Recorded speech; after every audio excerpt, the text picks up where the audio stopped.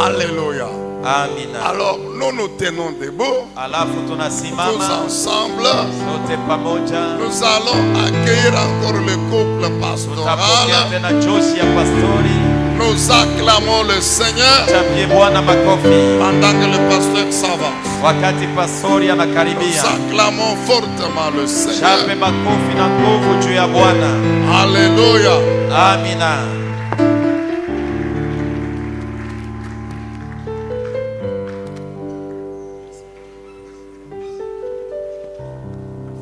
Nous vous saluons encore ce soir.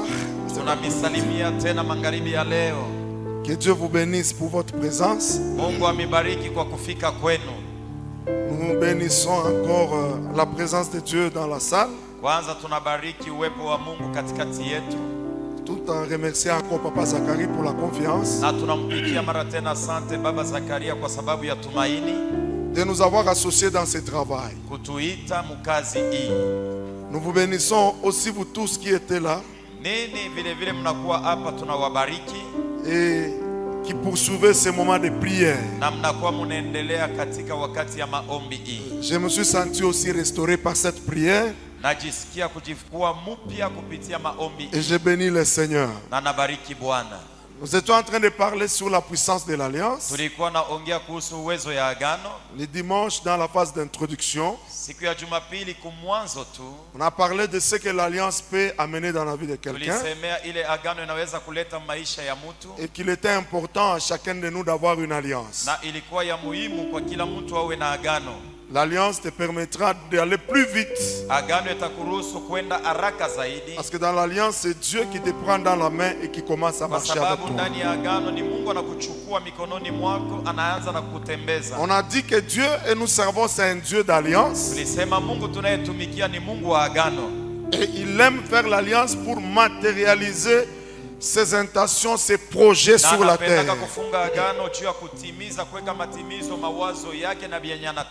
Hier, on était en train de parler sur le fondement de l'alliance.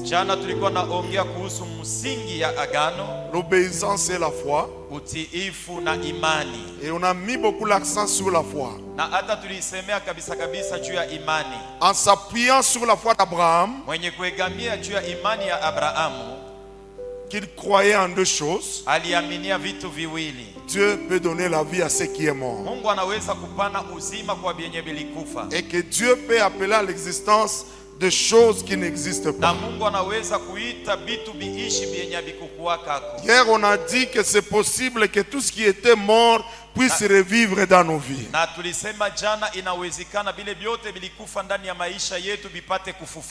Et aujourd'hui, j'aimerais parler sur l'autel. La puissance de l'alliance par l'autel. Quand nous regardons la vie d'Abraham, vous allez voir que c'était un homme qui était habitué aux autels. Puissance de l'alliance de Dieu dans la vie d'Abraham a atteint le point culminant lorsque Abraham a bâti les autels. Et surtout lorsque Dieu lui a demandé Isaac. C'était le point de non-retour. Et Abraham a manifesté sa fidélité. Je sais qu'aujourd'hui dans l'église nous avons beaucoup de gens qui peuvent accepter tout, la prière, la délivrance. Il peut faire des montées. Mais en ce qui concerne les autels, il y a beaucoup qui doutent encore. Il y en a beaucoup qui ne veulent pas s'engager. Mais j'aimerais t'appeler ce soir à comprendre que sans autel,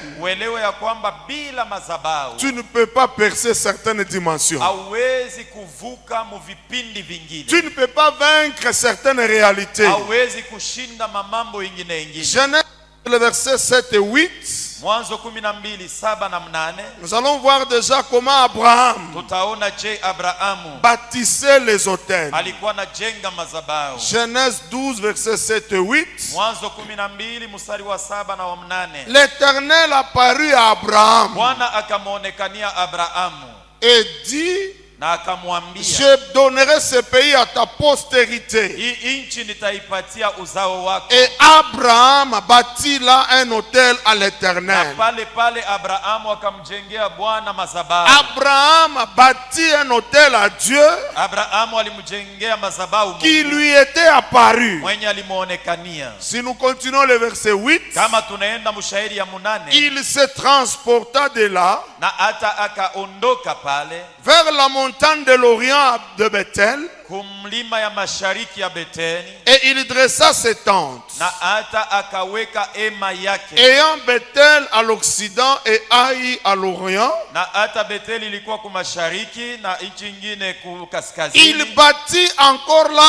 un autel à l'Éternel. Akamjengea tena Bwana pale madhabahu, Et il invoqua le nom de l'Éternel. na akaita jina la Bwana. Nous voyons dans deux versets successifs Tunaona katika mashairi mbili ya kufatana comment Abraham avait une considération pour les autels. je Abrahamu alikuwa anaheshimia madhabahu. Il avait la promesse. Alikuwa na ahadi. Il connaissait là où il devait aller. Alijua kwenye alikuwa naenda, Il a même obéi. na alienda katika nchi. Il avait la foi. Alikuwa na alitii, alikuwa na Et à imani ces choses, ya kwamba kuhivi vitu il a ajouté l'autel. aliongeza madhabahu. Dès que Dieu lui apparaît, Wakati Mungu anamuonekania, Abraham scelle la présence de Dieu. Abrahamu anashika uwepo wa Mungu. Il scelle l'apparition de Dieu Anatia muhuri kwa kuonekana kwa Mungu par un autel. kupitia madhabahu. C'était un homme qui connaissait Alikuwa mtu mwenye la alijua valeur de l'autel. bei ya madhabahu. C'était un homme Alikuwa mtu qui connaissait la portée d'un autel. alijua bei na bienye madhabahu inaweza kuleta maisha Quelqu'un ya peut mtu. dire Amen. Amina. Toute apparition de Dieu, Kuonekana kote kwa Mungu, tu dois savoir quoi faire. unapasha kujua kiawe kufanya. Souvent Dieu apparaît Wakati Mungu anaonekana, et on est distrait. we unalengama, On pense que non, les choses vont se faire de soi. unazania kwamba vitu vitatendeka bio Il y byenyewe. a des actes quand tu ne les poses pas, Huko matendo wengine kama auitendi, Dieu t'attendra. Mungu atakuongojea, Il va te regarder. atakuangalia na Et macho, si tu ne fais rien, na kama ufanye kitu, rien n'arrivera. hakuna kitu Tu kitatukia. dois apprendre Unapasha kujifunza à sceller les apparitions de Dieu dans ta vie. kuchapa muhuri kuonekana kwa Mungu. Dieu maisha n'apparaît yako. pas à tout le monde. Mungu aonekani yake Et watu Dieu wote. n'apparaît pas à tout Na moment. Mungu aonekanake Quand wakati il yote. apparaît, Wakati c'est anaonekana le moment de le marquer jo wakati ya et de kuchapa le muhuri fixer dans ta vie. na hata kuiona ndani ya maisha yako. Abraham bâtit là un autel. Abrahamu akajenga madhabahu pale. Non seulement ça, Sio mpaka ile, il s'est transporté. na akaondoka Parce que là, il était déjà à Cana. kwa sababu pale alikuwa Mkanana. Il avait obéi à la loi, à la voix de Dieu. Alitii sauti ya Mungu Et il était déjà à Cana. na alikuwa alisha kuingia Mkanana, Et il était en train d'explorer. na alikuwa akipeleleza Comme pour voir tout ce que Dieu lui avait dit. juu ya kuona vile vyote La Mungu Bible dit alimwahidi. il se transporta vers la montagne. Biblia inasema akaenda kumulima À l'orient de Bethel. kwa mashariki ya Et Beteli, il dressa ses tentes. na akaweka ema yake pale Entre Bethel et Haï. katikati ya Beteli na Et Ai. lorsqu'il arrive là-bas, Na wakati anafika pale, là il n'y avait pas l'apparition de Dieu. na pale Mungu akumuonekania Mais tena, il a compris lakini que alielewa c'est un nouveau endroit, ya kwamba ni fasi c'est un mpya, nouveau défi, inakuwa c'est chokozi, une mambo nouvelle réalité. inakuwa mambo Et mpya. qu'est-ce qu'Abraham fait? Na Abrahamu anafanya Il nini? bâtit encore un Na autel. pale anajenga madhabahu. Quand vous voyez la premier autel, Dieu lui apparaît et il marque cette présence-là. Deuxième autel, il se transporte. Il arrive dans un nouveau environnement avec de nouvelles réalités. Il se dit ici aussi, j'ai besoin de marquer la présence de Dieu. Et la Bible déclare, il bâtit là encore un autel. Un autel à l'Éternel. Et qu'est-ce qu'il fait après? La Bible dit, il invoqua le nom de l'Éternel. Comme pour dire, vous savez, quand nous invoquons, prier, invoquer d'autres choses différentes. Prier, c'est on peut exprimer mes besoins, mes requêtes, mes soucis. Mais quand j'invoque, c'est que j'ai besoin qu'il descende. J'ai besoin qu'il marque sa présence, qu'il se manifeste dans cet endroit-là. Il invoqua le nom de l'Éternel. Vous savez, les magiciens aiment toujours invoquer les esprits. S'il veut hypnotiser une salle, il invoque les esprits. Et les esprits commencent à travailler. Mais ici, Abraham n'invoque pas un esprit. Mais il invoque Dieu. Comme pour dire, descends à cet endroit. L'autel est déjà là. Tu m'as donné possession de l'endroit. Je ne le prendrai pas. Donc toi tu n'es pas présent en ce lieu. Il y a des choses que tu n'auras jamais si Dieu n'est pas à l'endroit là-bas. Il y a des choses que Dieu ne te donnera jamais si tu n'as pas encore fixé son autel. Quelqu'un peut dire Amen. Les autels, nous devons les mettre partout. Dans notre alliance avec le Seigneur, il faut avoir une vie des autels. Tu dois les mettre sur ton endroit de travail. Tu dois mettre l'autel dans ta maison. Tu dois mettre l'autel à des endroits stratégiques de ta vie. Où tu sais que ici, j'ai besoin de la présence de Dieu. J'ai besoin de sa main. J'ai besoin de son accompagnement. Et ça, c'était la vie d'Abraham. Quand vous lisez Genèse 13, verset 4, on nous parle encore de l'autel. La Bible dit, au lieu où était l'autel qu'il avait fait précédemment, et là, Abraham invoqua le nom de l'Éternel. Alléluia. Au verset 18, on nous dit encore, Abraham leva ses tentes. Donc c'est Genèse 13, 18. Il leva ses tentes et vint habiter parmi les chaînes de Mamré qui sont près de Hébron. Et il bâtit là un autel à l'Éternel. Et quand nous allons plus loin, quand Dieu lui demande Isaac, il ira sur la montagne de Morija. Et là, il bâtira un autel pour offrir Isaac. Dieu est en train de te demander un autel aujourd'hui. Tu dois bâtir un autel ce soir. Qu'est-ce qu'un autel? Un autel, premièrement, c'est un point de contact entre l'humain et le divin. Dieu a besoin de te rencontrer. Et il voudrait bien le faire au travers d'un autel. Vous savez, les prédications que je donne aujourd'hui, si tu es un homme des offrandes, tu le comprendras.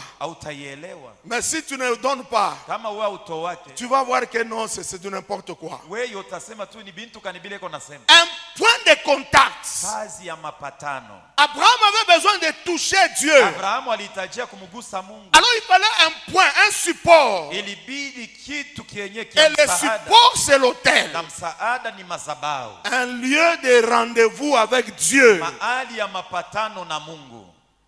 Tu sais que même dans ta maison, tu dois avoir un hôtel. Un endroit où tu rencontres Dieu. Quand tu as besoin, tu as des problèmes. Et c'est là que tu vas parler. Quelqu'un peut dire Amen. Vous savez, Dieu est tellement fidèle. Quand tu définis un hôtel dans ta maison, Dieu sera toujours présent au moment où tu en auras besoin.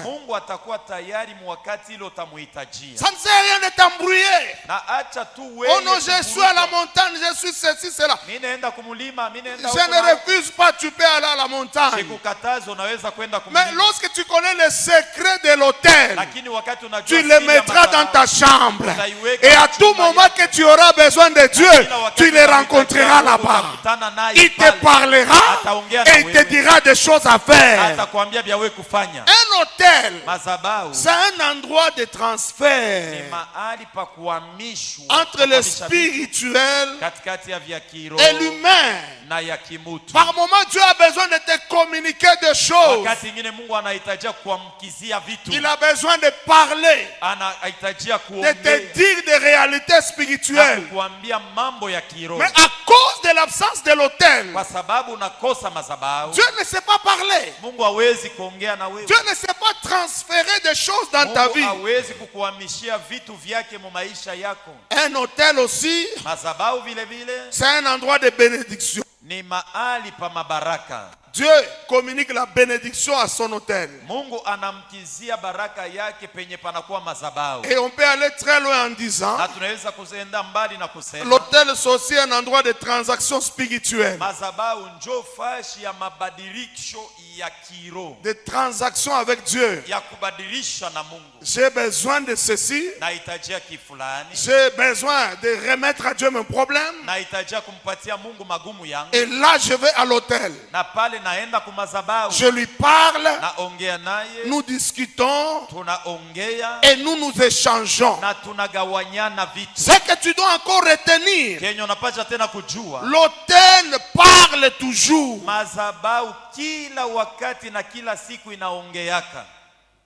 Ton hôtel parlera. Tout ce que tu diras à l'autel, ça montera toujours. Il y aura des temps où toi tu ne seras pas là, mais ton hôtel parlera. Ça dira à Dieu des choses. Il arrivera des moments où tu auras des combats. Tu peux être même dans le temps de faiblesse, mais ton hôtel parlera à ta place. Ton hôtel va dire à Dieu, voilà, il mérite cela. Tu dois lui faire cela. Tu dois accomplir cela. Quelqu'un peut dire Amen. On peut avoir des hôtels dans toutes les dimensions de nos vies. Par rapport à tout ce que je vais atteindre dans ma vie, je peux avoir des hôtels. Et je voudrais à partir de ce soir que tu sois un homme, une femme des hôtels. Quelqu'un dit Amen. Je vais aller maintenant avec des exemples. Comment des hommes ont pu utiliser des hôtels dans leur vie et les résultats qu'ils ont eus. Je commencerai avec Mesha, le roi de Moab. Allons dans 2 Rois, 3e chapitre, Et nous allons lire son histoire là-bas. Na tutasoma hadithi yake pale. Et le Saint-Esprit nous aidera à comprendre. Na Roho Mtakatifu atatusaidia tuelewe. Je sais on ne saura pas lire tout, mais je vais quand même expliquer et je vais arriver au verset clé. Magharibi ya leo hatutaweza kusoma vyote, tutafasiria na tutasoma tu ile mashairi yenye inatuelekea zaidi. Et nous allons comprendre la parole de Dieu. Na tutaelewa neno la Mungu. Pour l'histoire, comprenez ceci. Juu ya hadithi eleweni hivi. Mesha, c'était un roi de Moabite. Alikuwa mfalme wa Moabu. Il était soumis à Israël. Yeye alitiishwa kwa Israeli. Et il payait l'impôt à Israël. Na alikuwa nalipa ku Israeli. À un certain moment, wakati moja fulani, il s'est révolté. Alitomboka. Il avait tellement une armée puissante. Alikuwa na uwezo. Et il s'est dit non, je ne veux plus payer à Israël. Alisema sitaanza tena kushoka mpalata ku Israeli. Et lorsque le roi d'Israël a constaté que le roi de Moab ne payait pas, et qu'il s'était révolté contre lui, il s'est mis en guerre. Il a fait appel au roi de Juda. Il a appelé aussi le roi d'Édom. Il a dit venez pour m'aider à combattre Mesha. Comme ça je vais le mettre sous ma domination. Alors les trois rois, ils se sont dit avant de l'attaquer, nous allons quand même consulter Dieu pour qu'il nous dise. Ils sont allés voir Élisée. Et Élisée a consulté Dieu. Dieu était favorable. Il a dit allez, vous aurez la victoire. Vous allez tout détruire. Et on vous donnera même. Et donc vous allez soumettre le roi de Moab avec tout son pays. Alors ils sont allés à ce combat. Israël était fort avec Juda et Édom. Si je lis à partir du verset 25, comme ça nous allons comprendre, comme j'ai déjà expliqué en amont. La Bible dit ils renversèrent les villes. Ils jetèrent chacun des pierres dans tous les meilleurs champs. Et ils les ont remplis. Ils bouchèrent toutes les sources d'eau. Et ils abattirent tous les bons arbres. Les frondeurs enveloppèrent et bâtirent Kir Hareset.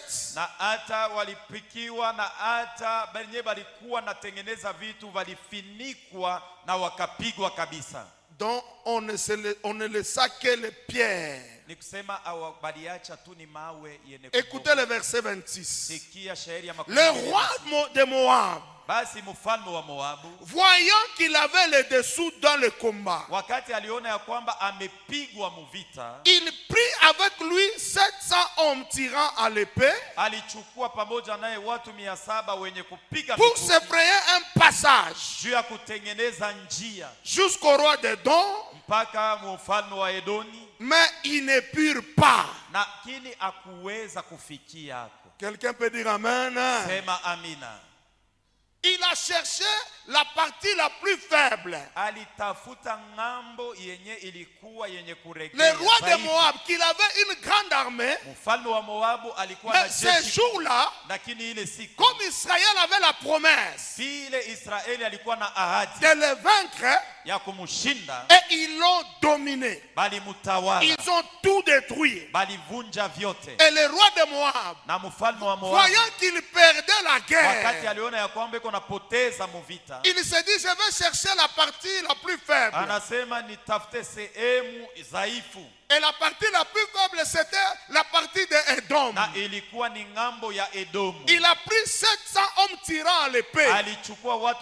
Les meilleurs soldats qu'il avait, pour se frayer un passage est parti. Mais la Bible dit ils ne purent pas.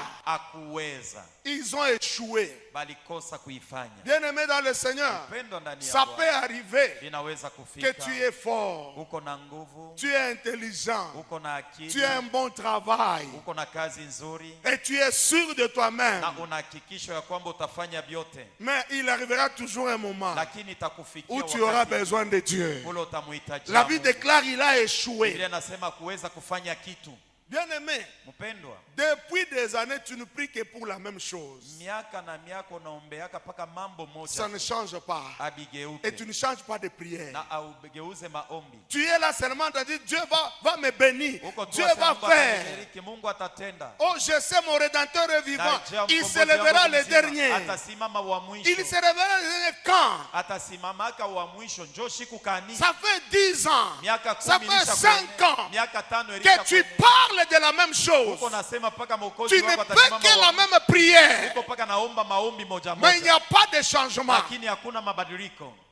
Tu es toujours le premier à dire, les sorciers de ma famille sont forts.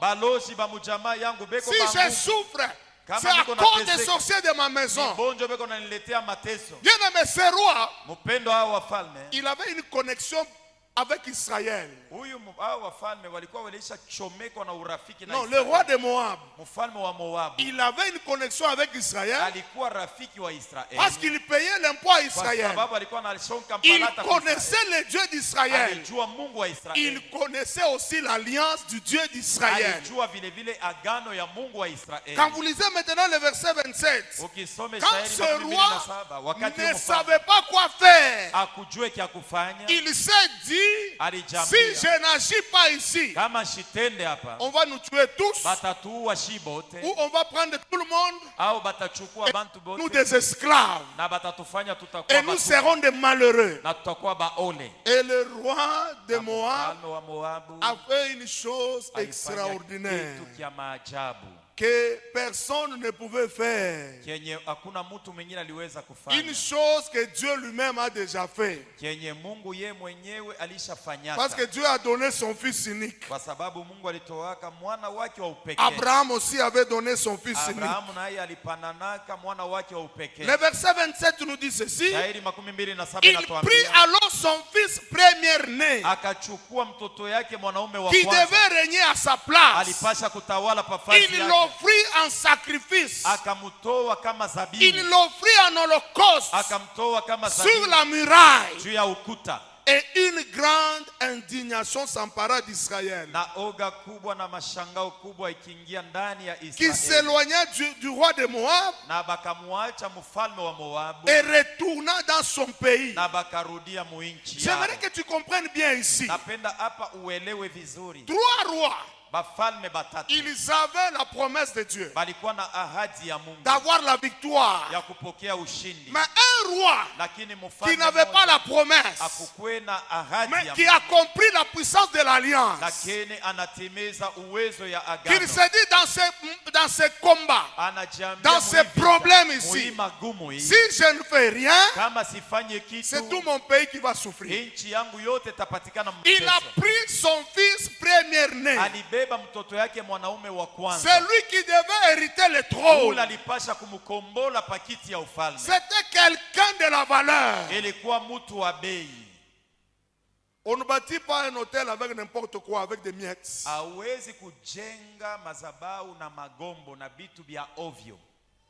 Un hôtel de 500 francs, de 1000 francs.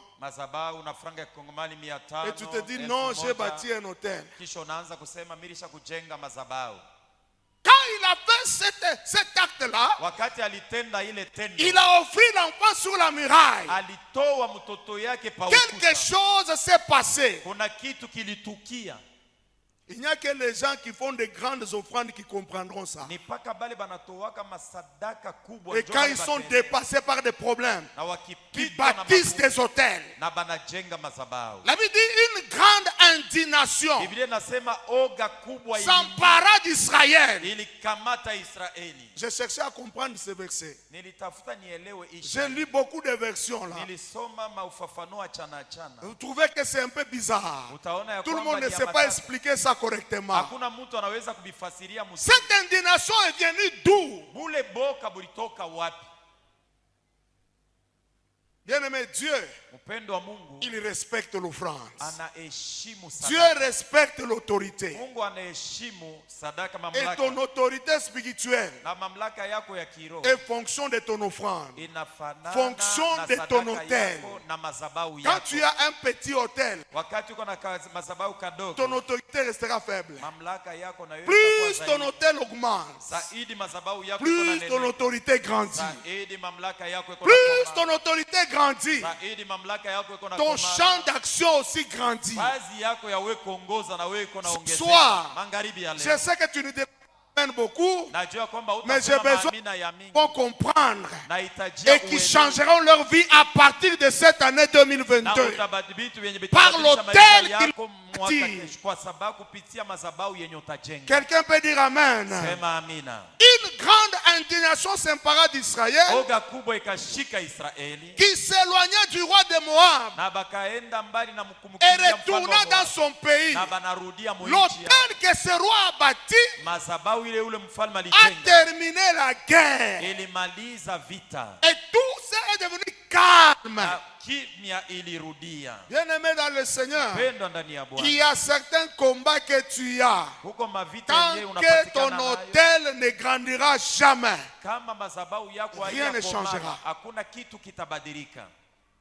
Rien ne changera. Si ton autel ne grandit pas, l'alliance ne parlera pas. Nous avons besoin, dans cette prière, des gens qui vont décider, dans la puissance de l'alliance, déterminer certains combats. Ça fait si tu as 35 ans sans mariage. Mon frère, et tu vois comment ça, l'âge avance. Quand tu essaies de prendre des engagements, ça ne tient pas. Un géant est là, en train de t'imposer une vie que tu ne veux pas. Et tu ne fais que prier, tu jeûnes, mais tu ne fais pas d'autel. Ce soir, je suis venu te dire, il est temps de bâtir l'autel pour le Seigneur. Il est temps de renverser les choses qui ne sont pas de Dieu et que ça puisse tomber au nom de Jésus-Christ. Le roi David, c'est le deuxième exemple que je vais donner. On va le lire dans 2 Samuel. À partir du 24e verset et 24e chapitre. On va lire dans 2 Samuel 24. David, un jour, il s'est réveillé. Il a dit, je vais faire le dénombrement. Alors que ce n'était pas à lui de faire le dénombrement. C'était un travail qui était révolu au sacrificateur. Et David a appelé Joab. Il dit, allez, parcourez tout Israël. Et donnez-moi le nombre de tout le monde. On a fait le dénombrement et on lui a donné les chiffres. Et lorsque on lui a donné les chiffres, Dieu n'était pas content. Et la Bible dit, quand nous lisons le verset 11, le lendemain quand David se leva, la parole de l'Éternel fut ainsi adressée à Gad le prophète, le voyant de David. Va dire à David, ainsi parle l'Éternel, je te propose 3 fléaux. Choisis-en un et je t'en frapperai. Gad alla vers David et lui dit, et lui fit connaître la chose en disant, veux-tu cette année de famine dans ton pays? Ou bien 3 mois de fuite devant tes ennemis qui te poursuivront? Ou bien 3 jours de peste dans ton pays? Maintenant choisis et vois ce que je dois répondre à celui qui m'envoie. David répondit à Gad, je suis dans une grande angoisse. Oh, tombeau entre les mains de l'Éternel. Car ses compassions sont immenses, mais que je ne tombe pas entre les mains des hommes. L'Éternel envoya la peste en Israël. Depuis le matin jusqu'au temps fixé, et de Dan à Beersheba, il mourit 70 000 hommes parmi le peuple. Comme l'ange étendait la main sur Jérusalem pour la détruire, l'Éternel se repentit de ses mal et dit à l'ange qui faisait périr le peuple, assez, retire-toi maintenant, retire maintenant ta main. L'ange de l'Éternel était près de l'air d'Aravna, les Jébusiens. Quelqu'un dit Amen. Le verset 18, on va lire. Ce jour-là, Gad vint auprès de David et lui dit, monte et lève un autel à l'Éternel dans l'air d'Aravna, les Jébusiens.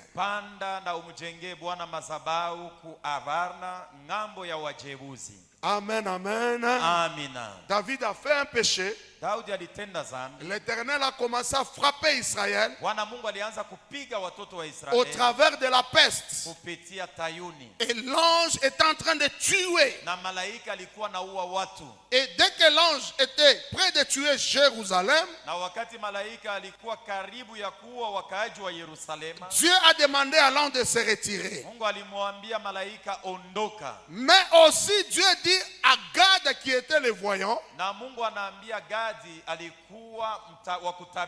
va voir David. Dis-lui de me bâtir un autel dans l'air d'Aravna. Quelqu'un peut dire Amen. Qu'il me bâtisse un autel dans l'air d'Aravna. Et David est allé voir Aravna pour lui demander un endroit afin de faire un autel, afin d'arrêter la tuerie, afin d'arrêter la peste qui était dans le pays. Il y a certaines pestes que tu as. Il y a certaines malédictions qui sont dans ta vie. Il y a certains combats qui font que résister. Certaines délivrances qui ne font que se refaire. Il est temps de bâtir un hôtel à l'Éternel. Quelqu'un peut dire Amen. Dis à ton voisin, il est temps de bâtir un hôtel à l'Éternel. Écoutez ce qui est arrivé. On va lire le verset 21. Aravna dit, pourquoi mon Seigneur le roi vient-il vers son serviteur? Et David répondit, pour acheter de toi l'air et pour y bâtir un autel à l'Éternel, afin que la plaie se retire de dessous le peuple. Ton enfant a déjà 40 ans. On ne le pousse pas. Pourquoi tu ne veux pas bâtir pour elle, pour lui, un hôtel? Mon frère, l'âge avance. Tu n'as pas de travail. Et tu es là seulement à commander. Et tu t'es dans cette vie-là. Dieu ne t'a pas créé pour ça. Tu n'es pas fatigué. Ne veux-tu pas sortir de ça? David en tant que roi, il avait la responsabilité d'Israël. Il devait faire retirer la plaie d'Israël. Mais il fallait bâtir un autel. Il fallait apaiser la colère de l'Éternel. Le verset 22. Aramna dit à David que mon Seigneur le roi prenne l'air et qu'il y offre des sacrifices qui lui plaira. Vois, les bœufs seront pour l'Holocauste et les chars avec l'atterrage serviront de bois. Aravna donna tout au roi. Et Aravna dit au roi que ton Dieu te soit favorable. J'ai toujours aimé la réponse de David. Le verset 24. Mais le roi dit à Aravna, non, je vais l'acheter de toi au prix d'argent. Un hôtel qui n'a pas de prix, un hôtel qui ne pèse pas dans ta vie ne ramènera rien.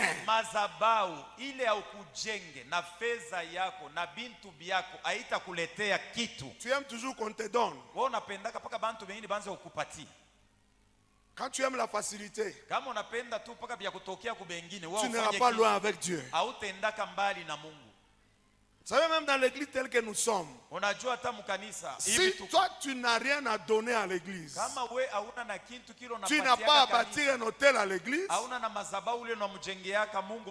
Dieu aussi n'a rien à te donner. Et c'est ça la vérité.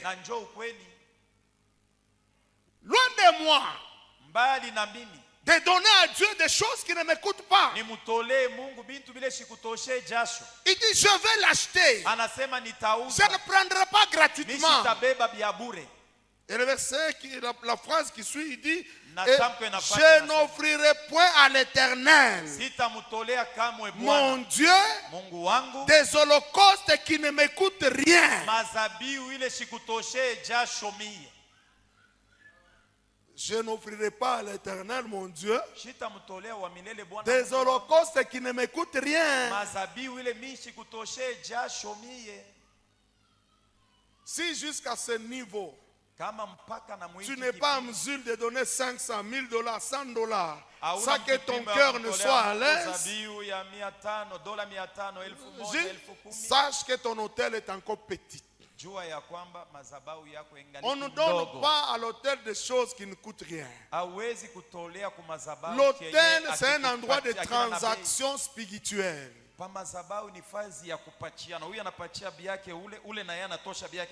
Dieu veut terminer la maladie qui est dans ton corps. Tu as dépensé beaucoup d'argent, mais rien n'a changé. Ne comprends-tu pas que c'est le temps de bâtir un hôtel? Ne comprends-tu pas que pour cette malédiction de famille, c'est le temps de bâtir un hôtel? La puissance de l'alliance, il faut la comprendre bien. Bien sûr, on aura la foi. On obéira, on marchera dans la crainte. Mais il y a ça qui nous attend. C'est incontournable. C'est incontournable. Je n'offrirai pas à l'Éternel des holocaustes qui ne m'écoutent rien. Et là vous comprendrez pourquoi Dieu était obligé d'arrêter la guerre. Quand le roi de Moab, il a pris son premier-né, il a offert un sacrifice. Il n'y a que Dieu qui peut faire des choses comme ça. Dieu a tant aimé le monde, il a donné son fils unique. En dehors de Dieu, il y a qui encore? Abraham. Dieu lui dit, donne-moi ton unique, celui que tu aimes. Donne-le en sacrifice. Mets-le sur l'autel. Et l'autre ici, il a donné ça quand Dieu a vu non, cet homme. Il a libéré l'atmosphère. La guerre s'est arrêtée. Et David acheta l'air et les bœufs pour 50 cycles d'argent. Le verset 25. David bâtit là un autel à l'Éternel. Et il offrit des holocaustes et des sacrifices d'action de grâce. Alors l'Éternel fut apaisé envers les pays et la plaie se retira d'Israël. Ce soir, il y a des malédictions qui doivent quitter ta vie. Il y a des plaies qui doivent te retirer de ta maison au nom de Jésus-Christ. Et la condition est simple, bâtis un autel. Bâtis un autel à l'Éternel. Les hôtels libèrent l'atmosphère spirituelle. Tu vis dans une atmosphère vraiment étouffé spirituellement. Tout est bouché dans ta vie. Les choses ne marchent pas. Entre dans l'alliance de l'autel. Bâtis un autel à l'Éternel. Et tu verras ce qui arrivera. Dieu respecte l'autel. Dieu honore les gens qui bâtissent les hôtels. Dieu bénit toujours les gens qui bâtissent les hôtels. Tu dois évoluer dans ta manière de servir Dieu. Ne sois pas là seulement pour voir qu'est-ce que je recevrai de Dieu. Sois là en disant qu'est-ce que je ferai aussi pour Dieu. Quelqu'un peut dire Amen. L'autel est l'endroit qui peut amener la multiplication dans ta vie. Tu veux voir la multiplication financière, la multiplication matérielle. Ce que je sais, quand tu bâtis l'autel avec une maison, Dieu te donnera des maisons. Si tu bâtis l'autel avec de l'argent, des gros montants, Dieu te bâtira, Dieu te bénira avec ce montant-là multiplié. 2023 est en train d'arriver. 2023. J'aimerais que tu bâtisses un hôtel pour le Seigneur. Généralement dans l'église chez nous, j'ai toujours dit à tout le monde, au début de chaque année, en dehors des actions de grâce, que tu viendras dire, si tu viens d'ajouter encore une année à ma vie, j'entre dans une nouvelle année. J'ai toujours demandé à l'église, à chaque famille, de préparer un autel pour le Seigneur. Quelqu'un peut dire Amen. Un autel pour le Seigneur. Et souvent je leur dis dans cet autel, prends un montant que tu n'as jamais donné. Prends un montant qui va te faire mal. Et le 1er janvier, dans notre culte matinal, tu viendras avec ça. Bâtir l'autel de l'année. Parce que si tu bâtis l'autel déjà au 1er janvier, tout ce qui suivra, Dieu t'accompagnera. La grâce t'accompagnera. Quelqu'un peut dire Amen. Dans cette prière, moi je peux témoigner. Ma femme est là, elle connaît. Il y a des années on disait kuna miaka ile tulikuwa na jambia cette année le locatariat doit terminer. Hii mwaka hii hatutalipia tena munyumba ya benyewe. On prend un grand montant, on amène à l'église, on bâtit l'hôtel, on proclame les paroles. Comme l'hôtel c'est un endroit de transfert, un endroit de transaction spirituelle, on le fait et vous allez voir au courant de l'année. Avant mars, tu as déjà acheté la parcelle. Et puis tu commences à construire, tu ne comprends pas. Des facilités qui arrivent, des ouvertures qui viennent. Et du coup là, tu as fini la maison. Bien aimé dans le Seigneur, ces choses fonctionnent. Dis à ton voisin, ça fonctionne. Pourquoi tu peux rester avec cette maladie de temps et de temps? Bâtis un hôtel. La Bible dit la plaie s'est retirée d'Israël. J'ai pris que l'année prochaine, que la même maladie là qui te dérangeait soit un témoignage en ces lieux. Tu viendras dire, j'avais telle maladie. Quand j'ai bâti l'hôtel, la maladie s'est brisée et je suis maintenant guéri. Et je peux le proclamer devant le Seigneur. Alléluia. Amina. Moi, je fais même les hôtels de l'église. Au début de l'année, dans tout ce qui entre là comme hôtel, je prends aussi un montant là. L'hôtel de la NCD Katouba. Je viens chez le père. Vous savez que Papa Zacharie, c'est un homme d'alliance. Et aussi un hôtel. Alléluia. Amina. Il y a les hôtels hommes, des hommes de Dieu que Dieu a établis, qui sont des hôtels. Mais il y a aussi des hôtels spirituels. Quand nous venons à l'église, nous posons notre hôtel là-bas, notre offrande. Je viens toujours avec cette offrande. Je sème dans son ministère. Lui, il a réussi. Si nous sommes derrière lui, on réussira.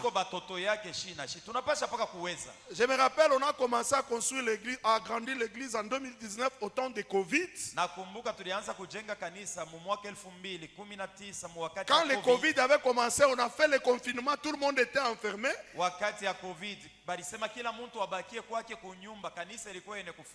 C'est à cette période-là qu'on venait d'acheter la parcelle voisine. Ou dont je vous épargne les détails parce qu'il y a des hôtels qui ont été bâtis pour qu'on achète cette parcelle.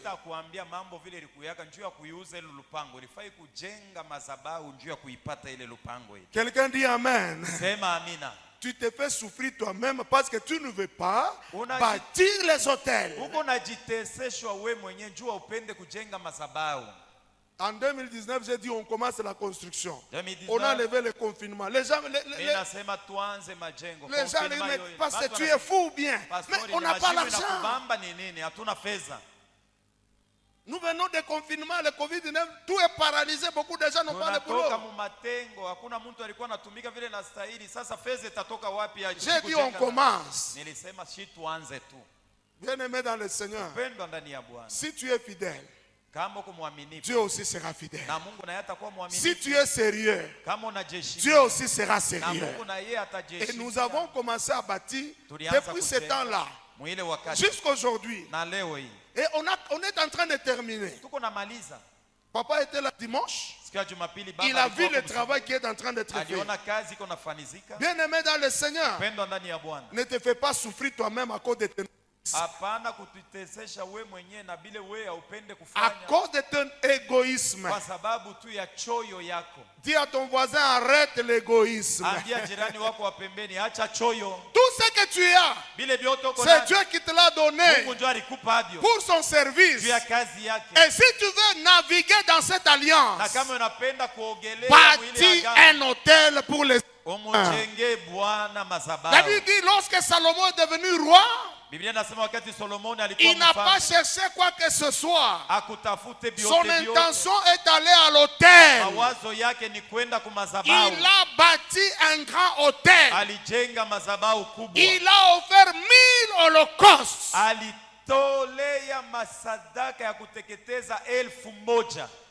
Ce que je dis, il n'y a que les gens qui donnent qui comprendront. Ceux-là qui ne donnent pas, ils ne comprendront pas ça. Et lorsqu'il a fait ça, qu'est-ce qui est arrivé? Le ciel s'est ouvert. Dieu est descendu dans les temples. Si tu veux voir Dieu visible dans ta vie, agrandis ton autel. Tu le verras Dieu venir dans ta vie. Tu le verras entrer dans ta maison. La Bible dit Dieu a apparu à Salomon. Dieu était étonné. Comment il peut faire un grand sacrifice comme ça? Comment un grand autel comme ça? Tu as des détracteurs. Tu as des ennemis. Des gens qui te combattent. Par moment, nous transférons certains combats par l'autel. Nous transférons des combats au travers de l'autel. Je vais à l'autel, je bâtis l'autel et je laisse ça entre les mains de Dieu. Et lui va combattre à ma place. Dieu apparaît à Salomon. Dieu lui dit, qu'est-ce que tu veux? Quand vous réfléchissez sur cette question, vous comprenez que même Dieu était dépassé. Qu'est-ce que Salomon veut que je lui fasse? Je veux l'entendre de sa bouche. Pour que je ne fasse pas quelque chose qui ne va pas le toucher. Que veux-tu, Salomon? Tu veux les ouvertures du ciel. Tu veux les ouvertures dans ta vie. Tu veux les ouvertures dans ta maison. Bien-aimé, à travers de l'offrande, Dieu peut te faire des connexions que tu ne croyais jamais. Dieu peut te mettre en contact avec des gens que tu n'as jamais imaginés.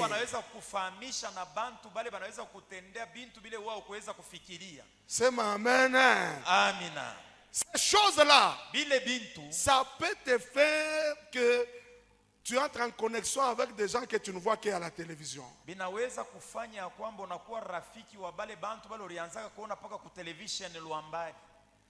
Kama unamwona wewe ni ku television, mulamukiana na yaka, mutamukiana je. Mais à cause de l'offrande, à cause de l'autel,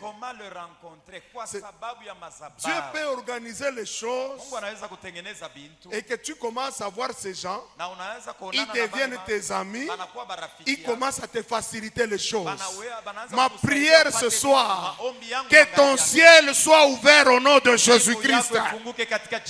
Que tes autels ouvrent les portes au nom de Jésus-Christ. Quelqu'un peut dire Amen. Nous avons besoin à l'église pendant ce temps des gens qui peuvent faire l'argent avec Dieu. Des gens qui peuvent entrer dans le business avec Dieu. Ils se disent, moi, je deviens un hôtel pour le Seigneur. Tout ce dont l'église aura besoin, je le ferai. Tout ce qui aura comme besoin, exprimé ou non exprimé, lorsque ça monte dans mon cœur, je le ferai. Vous savez, si toi tu ne donnes $100 à l'église que quand on fait l'appel de fonds,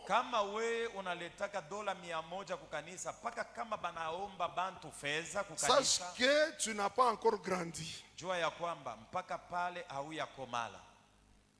Si tu ne peux donner $100, $500, que quand on passe ici à la chair, qui peut donner $100? C'est alors que tu t'élèves.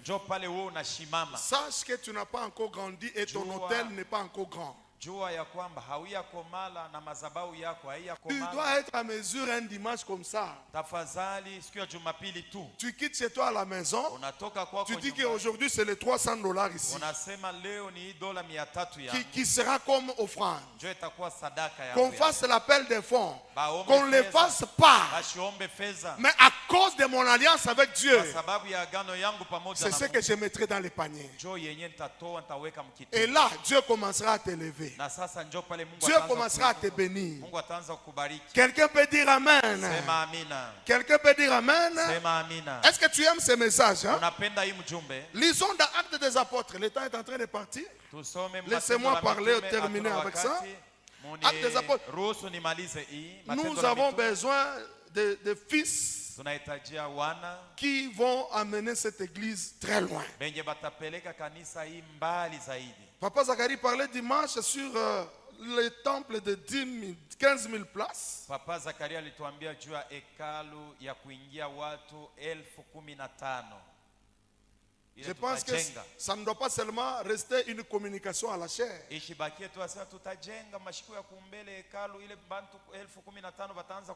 Quand il parle comme ça, c'est un besoin de l'église.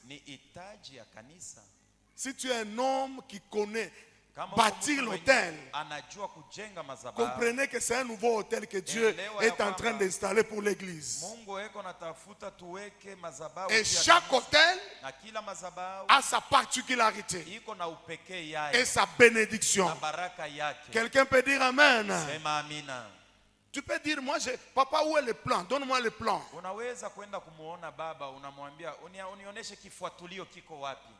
Je commence la fondation.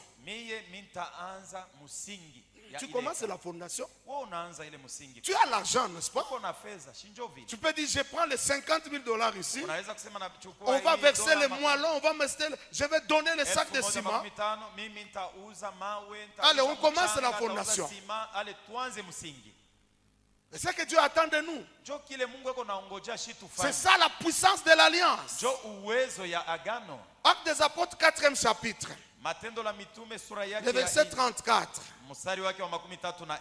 La Bible dit, car il n'y avait pas parmi eux aucun indigent. Tous ceux qui possédaient des champs ou des maisons les vendaient, apportaient le prix de ce qu'ils avaient vendu et ils déposaient aux pieds des apôtres et l'on faisait des distributions à chacun selon ce qu'il avait besoin. Écoute le verset 26. Non, 36 et 37.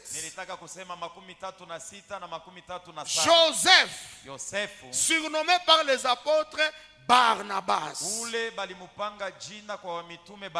ce qui signifie fils d'exhortation. Lévite, originaire de Chypre, vendit un champ qu'il possédait, apporta l'argent et le déposa aux pieds des apôtres. Je ne sais pas si tu as compris ça. Il n'y avait pas de pauvres au milieu d'eux. Et qu'est-ce qui a fait qu'il n'y avait pas de pauvres? La Bible est claire. Chacun vendait et apportait le prix de ce qu'il avait vendu. Donc les gens, ils connaissaient la loi de semer et de moissonner. Ils connaissaient la loi de donner et de recevoir. Ils étaient dans cette loi. Et ce qui a fait qu'il n'y avait pas de pauvres au milieu d'eux. Ce soir, je chasse la pauvreté au milieu de nous au nom de Jésus-Christ. Qu'il n'y ait pas de pauvres dans cette église. Parce que chacun connaît ce qu'il faut faire. Semer, je moissonnerai. Je donne, je recevrai. Et la Bible ajoute un homme. Son nom c'était Joseph.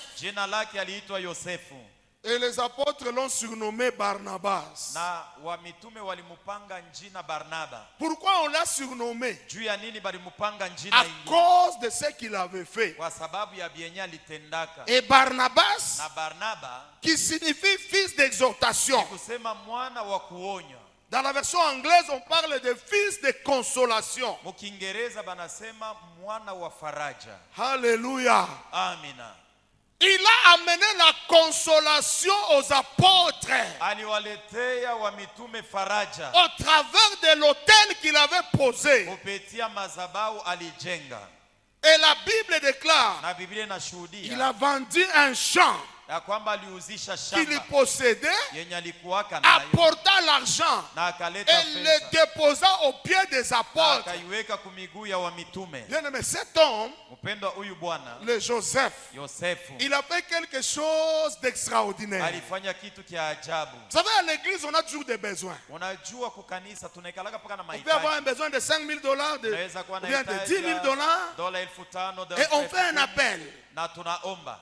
Il y a celui qui donne 50, l'autre Kuna 20, analeta makumi l'autre tano, 500, l'autre 100. 500, Et quand on met les deux ensemble, na kama unaichanga yote, on arrive peut-être à 4,000 et saa quelques. zingine tunaeneza 4,000 na vya juu. Et il reste 6,000 pour atteindre 10,000. Kuna bakia kama ni 6,000 juu ya kueneza 10,000. Joseph, Yosefu il est le type de gens, il se lève, jo mfano ya benye banasimamaka, il dit, il reste combien? anasema kuna bakia ngapi, Et il donne le tout. na anapana ile yote Et les ilibakia. apôtres étaient consolés. Na hata Ils ont wa changé mitume le nom de cet walifarijiwa, homme. balimpatia jina ingine. Nous avons un fils de consolation. Tunahitajia wana wa faraja. Dis à ton voisin, sois un fils de consolation Ambia pour jirani, cette église. uwe mwana faraja wa kanisa hii. Quelqu'un peut dire Amen. Sema amina. Les fils de consolation, Mwana wa faraja ce sont des gens qui donnent l'argent, qui ne regardent pas. ni bale bantu banaletaka fedha, Ce sont angalie des gens bwingi. qui bâtissent les hôtels de Dieu Ni benye kumjengea parce que Mungu leur madhabahu, souci, kwa sababu kutaka kwabo que l'œuvre de Dieu avance, kazi ya Mungu que yende mbele. l'œuvre de Dieu aille très loin. Kazi ya Mungu yende mbele zaidi. Vous savez que notre chaîne de radio n'arrive pas à Likasi. Unajua radio yetu Hosana haifikage Likasi Kasumba. Même la télé, ça n'arrive pas. Na television yenye hata hapa karibu hatuifuataki. Souvent, je reste à Likasi, je regarde la télé, les émissions qui passent, les prédications. Ce n'est pas critiquer, mais vous regardez le niveau des enseignements, le niveau des paroles. Vous sentez que si les gens pouvaient écouter nos enseignements, beaucoup de gens seraient bénis. Où sont les fils qui vont bâtir cet hôtel-là? Je ne vais pas faire cet appel. Mais je veux que tu montes au bureau, tu vois papa, tu dis, j'ai l'argent. Par moi, tu as $300,000, tu as $400,000, tu as $200,000. Si tu te dis dans ces 200, je prends $40,000. Je vais appuyer la radio. Tu es sûr que Dieu te laissera? Tu vas entrer dans une alliance où les générations et les générations de tes enfants en bénéficieront. Tous ces gens qui écouteront la parole et qui seront convertis, c'est ton nom qui sera proclamé. Aujourd'hui, nous parlons de Barnabas. Il n'est pas là, mais nous parlons de lui parce qu'il avait fait une chose qui a marqué les apôtres. Et l'église a été consolée. La puissance de l'alliance par l'autel. Dieu cherche des gens qui vont commencer à donner l'argent. On a besoin des gens qui peuvent vivre ces miracles financiers. Les miracles financiers existent. C'est ma amen. Les miracles financiers existent. Dieu est à mesure de te bénir là où tu ne t'attendais jamais à cause de l'hôtel que tu peux bâtir. Quel est ton niveau d'hôtel chaque dimanche?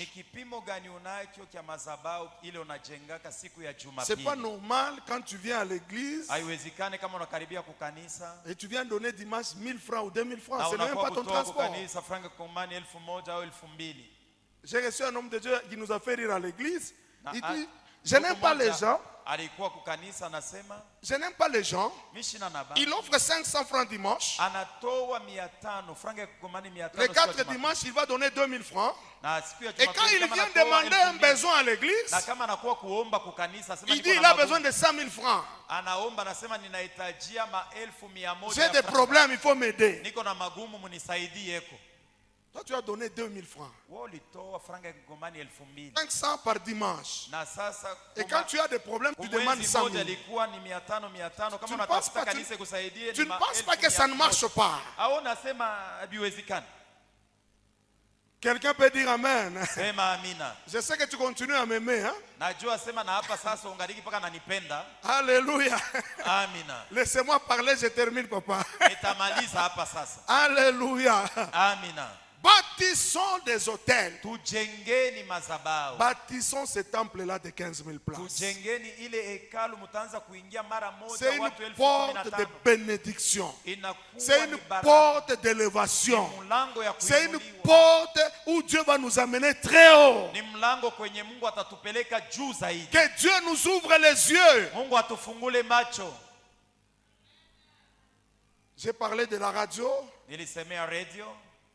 Nous pouvons ouvrir des églises. Vous savez qu'il y a des églises où les gens vont seulement danser et puis on se donne l'argent et puis c'est fini. Il n'y a pas de parole pour édifier les gens. Les gens ne sont pas bénis spirituellement. Une église comme un club. Mais si nous établissons des églises qui vont donner la parole vivante, des gens qui seront sauvés dans ces églises, ça sera notre bénédiction.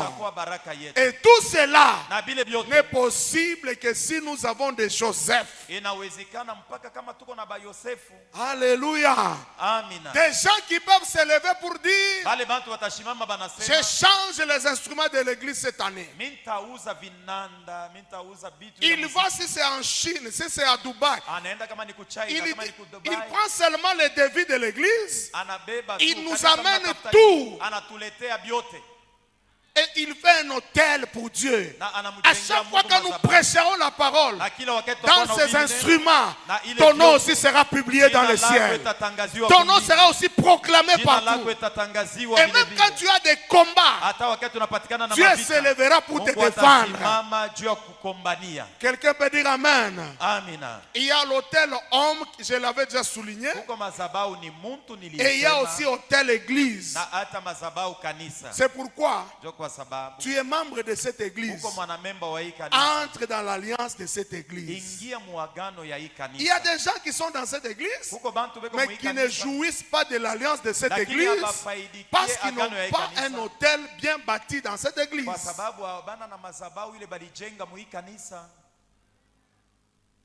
Tu peux aussi être en alliance avec notre Père.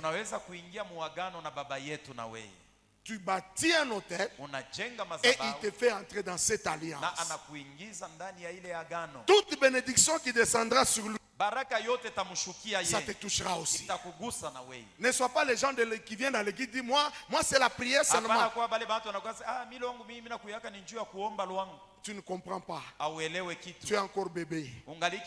Si tu comprenais comment les choses fonctionnent, comment la bénédiction peut te toucher, tu ne laisseras pas l'hôtel de l'église vide. Alléluia. C'est lui notre hôtel. Pourquoi il est notre hôtel? Dieu nous bénit par lui. C'est ça, non? Dieu nous parle par sa bouche. Quand Dieu a besoin de nous bénir, il met les paroles dans sa bouche et lui les déclare et nous les recevons et on est bénis. C'est ses prières. Njo ile maombi. Ses prières à lui. Ile maombi yake ye. Qui fait que Dieu inafanya kwamba nous couvre dans sa grâce. Anatufunika ndani ya neema yake. C'est pourquoi c'est une erreur d'être dans l'église et de ne pas être en communion avec ton père dans l'église. Kwa sababu ni nkosa kama uko mkanisa lakini hauna mushirika na baba yako wa kanisa. Quelqu'un peut dire amen. Sema amina. Nous acclamons le Seigneur. Je vais arrêter là-bas. Bwana makofi, namalizia hapa. Je vais arrêter là-bas. Namalizia hapa.